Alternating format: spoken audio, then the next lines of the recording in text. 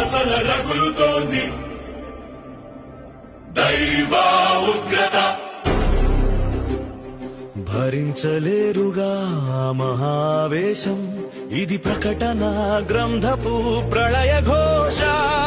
పాపంపై పడే అగ్నివర్షమిది, సలసల సల రగులుతోంది దైవ ఉగ్రత.